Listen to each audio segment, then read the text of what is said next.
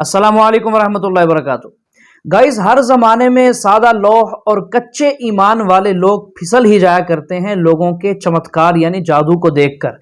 यही अब होने लगा हिंदुस्तान में कि जब भागेश्वर धाम लोगों को अपना जादू दिखाने लगा तो एक खातून जो कि बाप दादा के दीन पर थी यानी वो पहले मुसलमान थी, अब उसने इसका जादू देखकर अपना दीन इस्लाम छोड़कर सनातन यानी हिंदू मजहब को कबूल कर लिया। तो गाइज इसकी ये वीडियो देखें और इसके बाद फिर सुनेंगे डॉक्टर जाकिर नाइक साहब से, वो इस बारे में बताएंगे। तो गाइज आपने वीडियो में हमारे साथ एंड तक रहना है और कैसी लगी वीडियो आपको हमारी कमेंट में जरूर बताइएगा।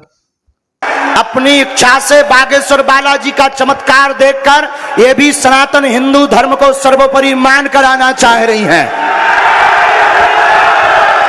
आप बोल रहे हैं कि ये हम बोल रहे हैं? आप बोलिए। मैं ये कहना चाहती हूँ पहले तो नाम बताओ और परिचय बताओ।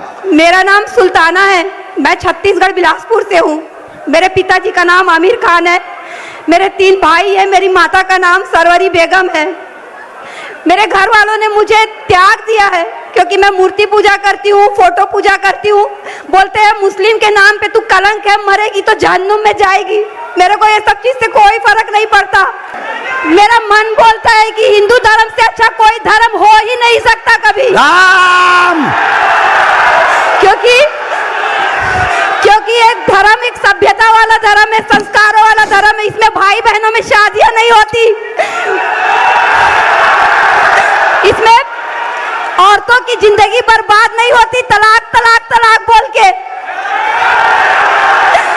इसमें एक बार शादी होती है 7 फेरों की, जिसमें सिंदूर का महत्व होता है, मंगलसूत्र का और पूरे 16 श्रृंगार का। कॉलेज में बीकॉम फर्स्ट ईयर का स्टूडेंट हूँ। आपने हम लोगों को दावत के बारे में बताया कि हम लोग गैर मुसलमान लोगों को इस्लाम की तरफ बुलाएं। तो मैं ये जानना चाहता हूँ, कल को इंशाअल्लाह जब मैं इस काम के लिए, इस नेक काम के लिए आगे दुनिया में निकलूँगा, तो किसी गैर मुसलमान ने मुझसे सबसे पहले ये पूछ लिया कि मैं अपना मज़हब छोड़ के, जिसको मैं इतने सालों से प्रैक्टिस कर रहा हूँ, आपका इस्लाम क्यों पकड़ लूँ? या एक स्टेप आगे जाके उसने ये कह दिया, आप अपना इस्लाम छोड़ के मेरे मज़हब में क्यों नहीं आ जाते? तो इन दोनों सवालों का मैं क्या जवाब दूँ? शुक्रिया। भाई साहब ने सवाल पूछा कि अगर कोई मुझसे ये पूछेगा कि मैं मेरा मज़हब छोड़ के इस्लाम क्यों कबूल करूं, या आप इस्लाम छोड़ के मेरा मज़हब क्यों नहीं कबूल करते, वो ऐसी मिसाल है कि एक स्कूल अगर हिसाब में ये बच्चों को सिखाती है कि 2 + 2 5 और दूसरी स्कूल सिखाती है 2 + 2 4, तो आप कौन सी स्कूल में दाखिल होंगे?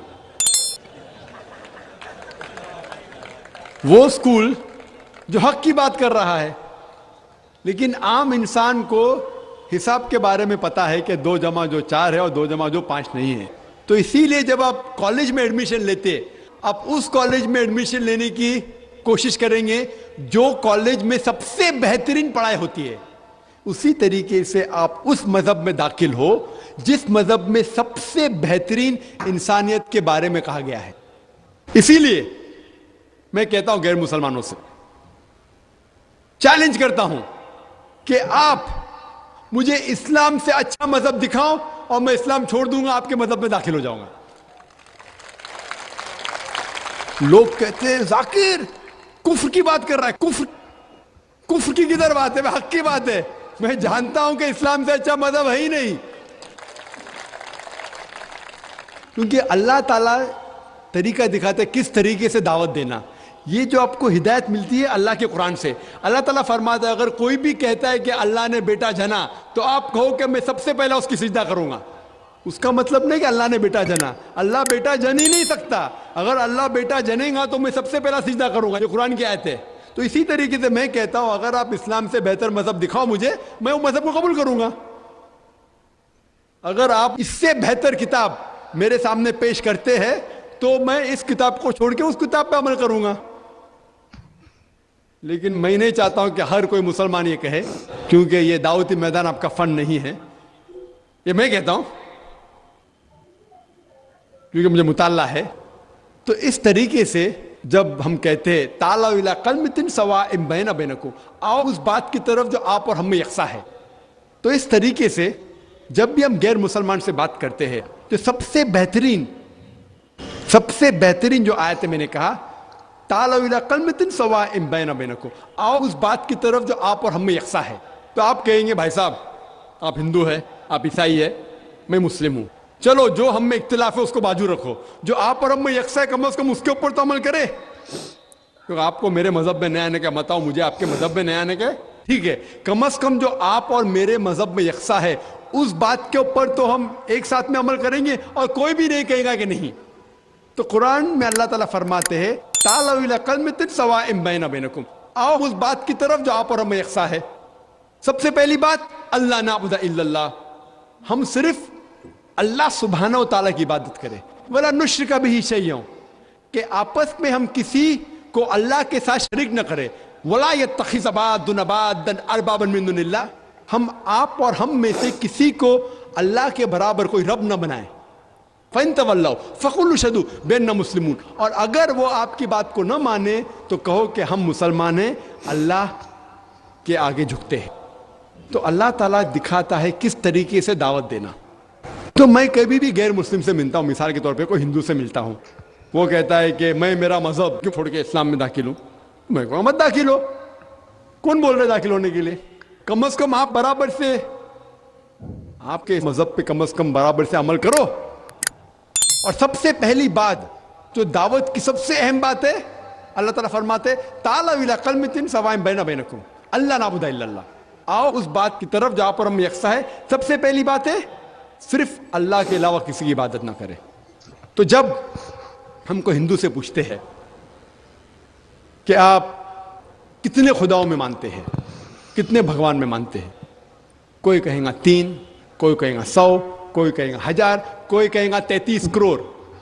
लेकिन अगर आप एक आलिम हिंदू से पूछेंगे जिसको अपने मजहब के बारे में इल्म है, हिंदू मजहब के बारे में इल्म है, उससे पूछेंगे कि कितने खुदाओं में आपको यकीन रखना चाहिए, तो वो हिंदू कहेगा कि हिंदू को सिर्फ एक खुदा में यकीन रखना चाहिए और एक ही खुदा की इबादत करना चाहिए।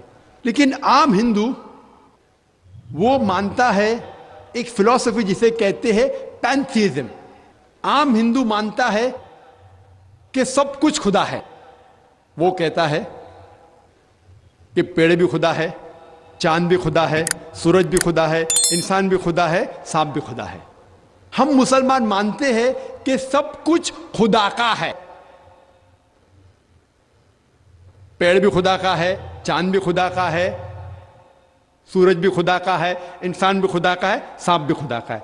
तो ये फर्क जो हमारे हिंदू भाइयों और मुसलमान के दरमियान है, वो आम हिंदू कहता है कि सब कुछ खुदा है, हम मुसलमान कहते हैं सब कुछ खुदा का है। फर्क है सिर्फ का। अगर हम इस का के फर्क को समझ सके तो हिंदू और मुसलमान एक हो जाएंगे। सिर्फ फर्क है का। किस तरीके से हम उस फर्क को समझेंगे? अल्लाह ताला फरमाते तालव इला कलमतिन सवाइम बैना बैनकुम, आओ उस बात की तरफ जो आप और हम में यकसा है। हम समझे उनके किताबों से खुदा का क्या तसव्वुर है। जब हम उनकी मजहबी किताब पढ़ते हैं, Chandogya Upanishad chapter number 6 section number 2 shloka number 1, उसमें लिखा है एकम एविदित्यम। यह संस्कृत श्लोक है जिसके मानी है भगवान एक ही है, दूसरा नहीं है। आगे जब हम पढ़ते उपनिषद, उपनिषद हिंदुओं की एक मुकद्दस किताब है, कई मुकद्दस किताबें हैं। लिखा है श्वेताश्वतर उपनिषद में chapter number 6 chapter number 6 shloka number 9 में नाकस्य कसिज जनिता न चदीपा, जिसके मानी है उस खुदा के ना ही कोई वालदा है, ना कोई वालिद है, ना ही कोई रब है। उस खुदा के ना कोई वालदा है, ना वालिद है, ना ही कोई रब है। आगे लिखा हुआ है श्वेताश्वतर उपनिषद में चैप्टर नंबर 4 श्लोका नंबर 19 में न तस्य प्रतिमा अस्ति, उस भगवान की तरह कोई भी नहीं है, उस खुदा की तरह कोई भी नहीं है। और भगवत गीता में साफ लिखा है चैप्टर नंबर 7 श्लोका नंबर 20 में all those of materialistic people the intelligence is been stolen by material desires, means जो कोई पैसे के पीछे भागता है, जो लोग पैसे से मुतासिर है, वो लोग गलत खुदा की इबादत करते हैं। All those whose intelligence has been stolen material desires, they worship demigods. जिसके मानी है कि जो लोग पैसे के पीछे भागते हैं वो लोग गलत खुदा की इबादत करते हैं। और हिंदू मजहब की किताब में सबसे ऊंची किताब है वेद।